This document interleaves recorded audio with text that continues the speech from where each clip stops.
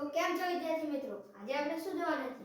તો કે ધોરણ 7 જેનું ચેપ્ટર ચોથું જે છે સાદા સમીકરણ, જેનો સ્વાધ્યાય 4.3 નો દાખલા નંબર 3. તો એ જોતા પહેલા હું તમને કહી દઉં કે તમે જો આના આગળના દાખલાઓની વિડિયો ન જોઈ હોય તો અમારી ચેનલ પર જઈને જોઈ શકો છો. તો આમાં ત્રીજા દાખલામાં આપણે શું કહ્યું છે? ત્રીજા દાખલામાં કુલ ટોટલ 3 દાખલા છે, એટલે કે 3 પેટા દાખલા છે. તો તેમાં ત્રીજા દાખલામાં કહ્યું છે નીચેનાને ઉકેલો. તો જેમાં 3 દાખલા આપ્યા છે તેમાંથી આપણે પહેલો જોઈશું. તેમાં કહ્યું છે ઇરફાને કહ્યું કે તેની પાસે પરમિત પાસેની લખોટીના 5 ગણા કરતા 7 વધારે છે. ઇરફાન પાસે 37 લખોટી છે, તો પરમિત પાસે કેટલી લખોટી હશે? તો આપણે આ વસ્તુને ધારી લઈશું કે પરમિત પાસે કેટલી લખોટી હશે. તો આપણે લખીએ ધારો કે પરમિત પાસે આપણે y ધારી લઈએ, y લખોટી છે. આપણે ધારી લીધું. તો હવે શું કરવાનું? તો કે હવે આપણે આનું સમીકરણ બનાવવાનું, પછી તેને ઉકેલવાનું છે. તો આનો જવાબ મળી જશે. તો y ના 5 ગણા એટલે કેટલા થશે?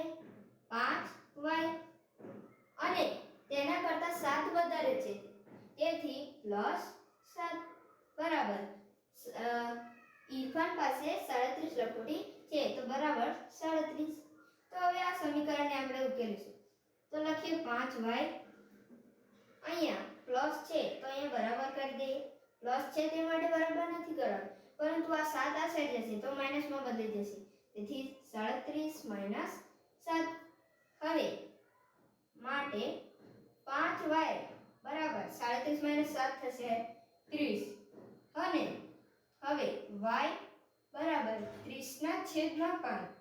હવે છેદમાં 5 કઈ થયા? તો કે આ 5 છે તેને આપણે કાઢી દીધા, તો એ 5 અહીંયા અંશમાં હતા તો અહીંયા છેદમાં આવી ગયા. હવે જે ભાગ ઉડતો હોય તે ઉડાડી દેવાનું છે. તો કે 5 × 6 = 30. તો આપણો જવાબ શું આવી ગયો? તો કે y બરાબર 6. આપણને ભાગ મળ્યો તે. તો અહીંયા આપણે લખી શકીએ કે માટે પરમિત પાસે 6 લખોટી હશે. તો અહીંયા આપણો પહેલો દાખલો પૂરો થાય છે. આ તમારી નોંધપોથીમાં લખી લો. હવે જોઈએ આપણે આગળનો આનો બીજો દાખલો. તો હવે વિદ્યાર્થી મિત્રો જોઈએ આપણે દાખલા નંબર 2. તેમાં કહ્યું છે લક્ષ્મીના પિતા 49 વર્ષના છે. તે લક્ષ્મીની ઉંમરના 3 ગણાથી 4 વર્ષ મોટા છે. તો લક્ષ્મીની ઉંમર કેટલી હશે? તો અહીંયા આપણને પૂછે છે લક્ષ્મીની ઉંમર કેટલી હશે. તો આપણે ધારી લઈએ કે ધારો કે લક્ષ્મીની ઉંમર, લક્ષ્મીનો સ્પેલિંગ શું થાય? તો કે LXMI. તો આપણે L ધારી લઈએ, બરાબર? L ઉંમર L છે. તો હવે આપણે આનું સમીકરણ બનાવીએ. તો એ લક્ષ્મીની ઉંમરના 3 ગણાથી 4 વધારે છે, તો L ના 3 ગણા કેટલા થાય? તો કે 3L. તો લખીએ 3L. 4 વર્ષ તેનાથી 4 વર્ષ મોટા છે, 3 ગણાથી 4 વર્ષ, તેથી 3L + 4 બરાબર તેના પિતાની ઉંમર કેટલી છે? તો કે 49 વર્ષ. તો હવે આપણે આ સમીકરણને ઉકેલીએ. 3L, હવે આપણે 3L એવા જ રાખીશું અને 4 ને આ સાઈડ લઈ જઈશું. ડાબી બાજુ છે તે જમણી બાજુ જતા તે માઈનસમાં બદલાઈ જશે, તેથી 49 માંથી 4 બાદ કરીએ તો આપણને કેટલા મળે? તો કે 3L બરાબર 49 માંથી 4 બાદ કરીએ તો આપણને કેટલા મળશે? તો કે 45.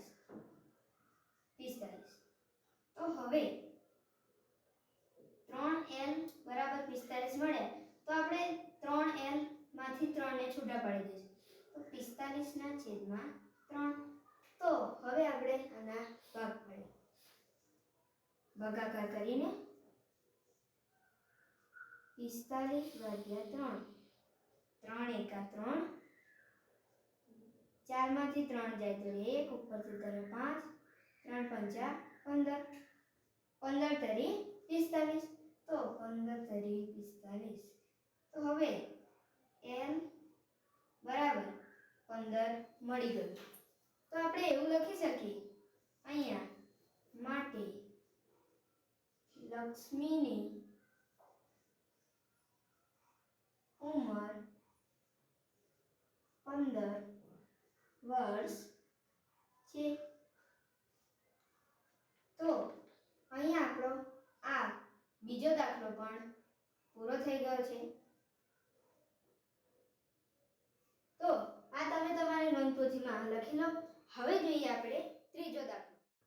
તો વિદ્યાર્થી મિત્રો, હવે જોઈએ આપણે ત્રીજો દાખલો. તેમાં આ રકમ જોઈને તમે ગાંડા ન થઈ જતા કે આટલી મોટી રકમ છે તો દાખલો કેવો હશે. તો આમાં જે દોડ લાઈન જેવું છે તે આપણા કામનું નથી, છે પણ થોડું સમજવા માટે.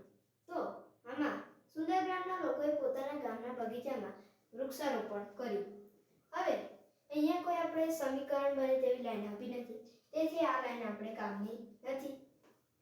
આટલું આપણે સમજવાનું ઓનલી. તેમાંના કેટલાક છોડ ફળના છોડ હતા.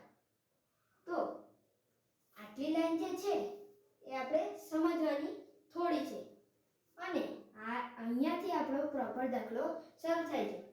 તેમાંના કેટલાક છોડ ફળના છોડ હતા. હવે આનાથી પણ પ્રોપર દાખલો એટલે કે કમ્પ્લીટ દાખલો અહીંયાથી શરૂ થાય છે. તો તે કહ્યું છે કે ફળોના ન હોય તેવા છોડની સંખ્યા ફળોના છોડની સંખ્યાના 3 ગણાથી 2 વધારે હતી. હવે ફળોના ન હોય તેમાં આપણને કશી ખબર પડવાની નથી, તો આપણે ધીમે રહીને જોઈશું. પહેલા આપણે રકમ વાંચી લઈએ. જો ફળોના ન હોય તેવા છોડની સંખ્યા 77 હોય તો ફળોના છોડની સંખ્યા કેટલી હશે? કેટલી વાર ફળોના છે આ રકમમાં તમે વાંચી જોજો એકવાર. હવે આપણે દાખલો શરૂ કરીએ. તો અહીંયા આપણને કહ્યું છે ફળોના છોડની સંખ્યા કેટલી હશે? તો આપણે ધારી લઈએ કે ધારો કે ફળોના છોડની સંખ્યા f છે. તો હવે અહીંયા આપણને કહ્યું છે ફળોના ન હોય તેવા છોડની સંખ્યા ફળોના છોડની સંખ્યાના 3 ગણાથી 2 વધારે હતી. હવે પહેલા આપણે આટલી લાઈન સમજીશું. તો ફળોના છોડની સંખ્યા 3 ગણા. હવે 3 ગણા હોય તો 3 ના f ના 3 ગણા કેટલા થાય? તો કે 3f. તો અહીંયા આપણે લખીએ 3f અને તેમાંથી કેટલી વધારે હતી? તો કે 2. તો અહીંયા પ્લસ 2. આટલું સમજણ પડી ગઈ. હવે જો ફળોના ન હોય તેવા છોડની સંખ્યા 77 હોય, કેટલી હોય? 77. તો અહીંયા આપણે શું કરી દેવાનું? બરાબર 77. તો આ સમીકરણ બની ગયું. તો હવે આપણે આને ઉકેલવાનું છે. તેથી 3f બરાબર આ 2 ડાબી સાઈડ છે એટલે જમણી સાઈડ જશે તો તે માઈનસમાં બદલાઈ જશે. તો 77 - 2. હવે માટે 3f બરાબર 77 માંથી 2 જાય તો રહે 75. તો હવે આ 3f છે તેમાંથી 3 ને આપણે જુદા પાડી દઈએ. તો અહીંયા લખીએ f બરાબર 75/3. તો હવે 75 નો ઘડિયો 3 નો ઘડિયો કેટલી વાર બોલે તો 75 આવે. તો એ તો કેટલી વાર બોલવું પડે? ના, અહીંયા આપણને 25 નો ઘડિયો આવડતો હોય તો અહીંયા આપણા ભાગ ઉડી જશે.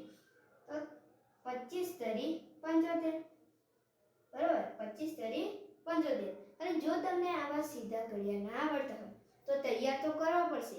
અને બીજી પણ ટ્રીક છે. અહીંયા 75 અંદર લખવાના તો 3 12. હવે 3 એકા 3, 3 દુ 6, 3 દુ 6. હવે 6 માંથી 7 માંથી 6 જાય તો રે 1 અને ઉપરથી ઉતાર્યા 5.